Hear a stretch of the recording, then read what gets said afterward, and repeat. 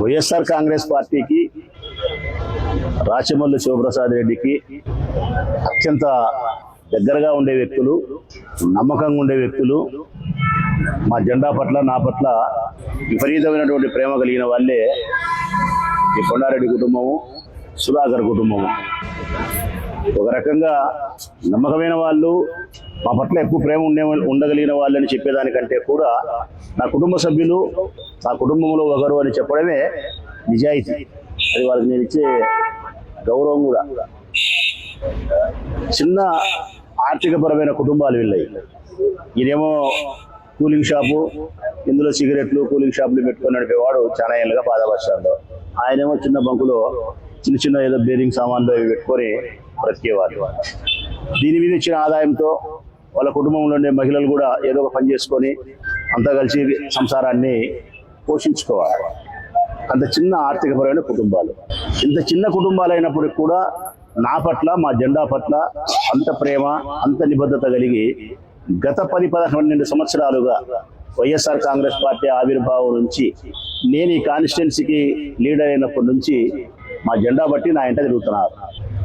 ఇప్పటి వరకు ఒక్క రూపాయి కూడా నాతో వాళ్ళు ప్రయోజనాన్ని కూడా పొందలే. ఒక్క రూపాయి కూడా ప్రయోజనాన్ని కూడా పొందలే. ఎలక్షన్లు వచ్చినా క్యాన్వాస్ అయినా వాళ్ళు తిరుగుతారు, వాళ్ళ ఖర్చు వాళ్ళే పెట్టుకుంటారు.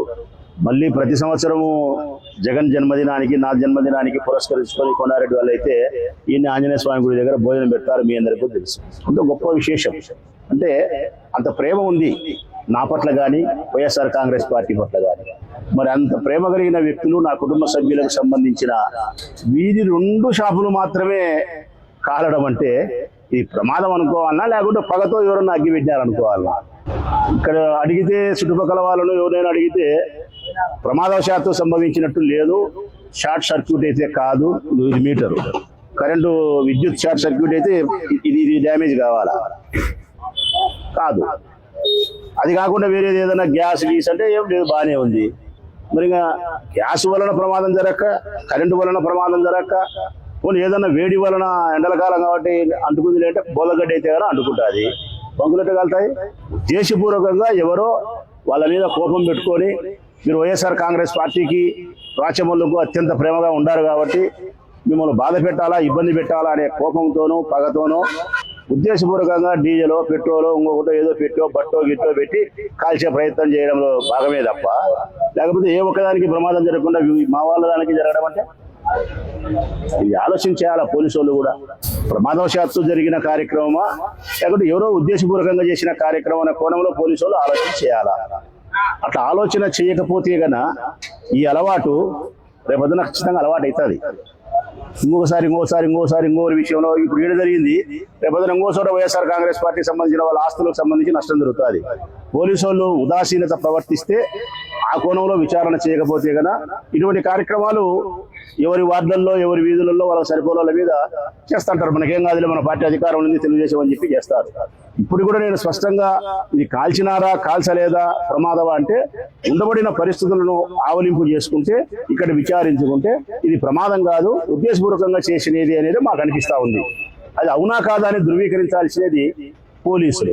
ఆ కోణంలో విచారణ చేసినట్టయితే వీళ్ళకి ఈరోజు న్యాయం జరగకపోయినా కానీ ఇంకొకరికి అన్యాయం జరగకుండా ఉండేదానికైనా పోలీసులు ఉపయోగపడతారనేది నా మనవి.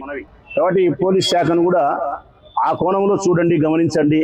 ప్రశాంతంగా ఉండాల్సిన ఊరు ప్రశాంతంగా పెట్టండి.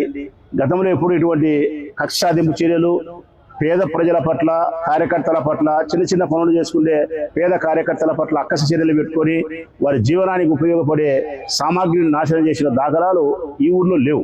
అది ఈరోజు మొదలైతే రేపొద్దున ఇట్టే పునరావృతమవుతుందనే ఉద్దేశంతో నేను విజ్ఞప్తి చేస్తా ఉన్నా.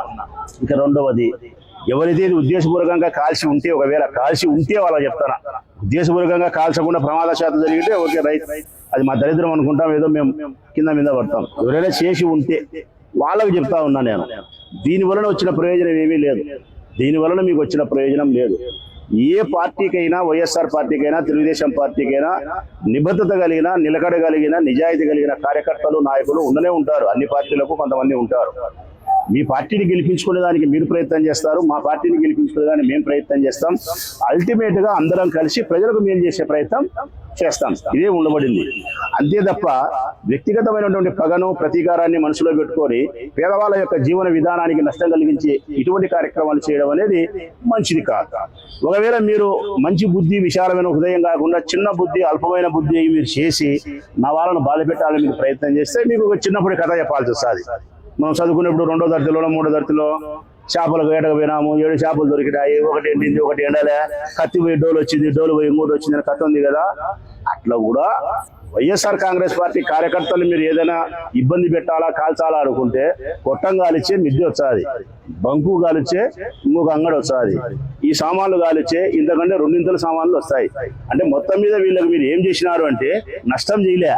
వీళ్ళకి నష్టం కాదు మీరు చేసింది, అల్టిమేట్ గా లాభం చేసినారు.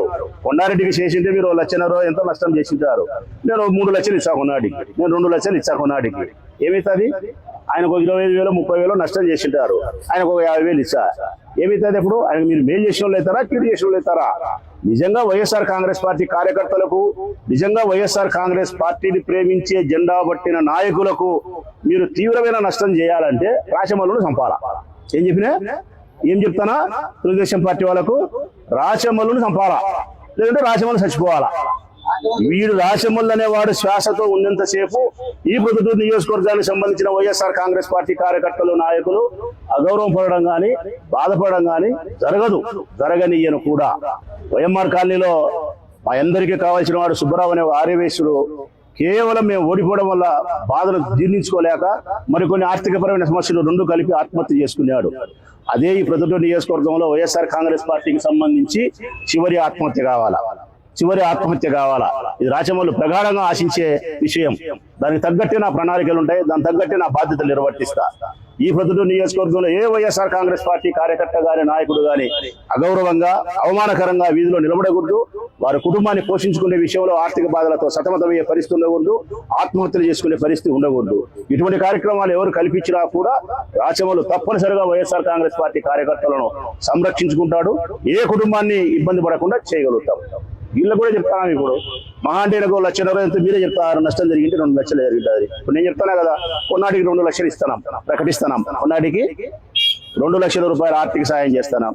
ఇది సుధాకర్ 50,000 రూపాయలు, ఆయనకి 25,000 30,000 నష్టం జరిగింది. సుధాకర్కు 50,000 ఆర్థిక సహాయం చేస్తున్నాం. అంటే 2 లక్షల రూపాయలు కొండారెడ్డి కుటుంబానికి ఇస్తానా, 50 లక్షల రూపాయలు ఆయనకి ఇస్తారా. ఎవరికైనా ఏదైనా ఎప్పుడైనా మీరు నష్టం చేసినా కానీ ఏమి ఇబ్బంది లేదు, నేను ఉన్నంత వరకు. ఇది కథ. ఇంకా పోలీసులకు అయితే స్పష్టంగా చెప్తానా, ఒకసారి ఆ కోణంలో మీరు విచారించండి.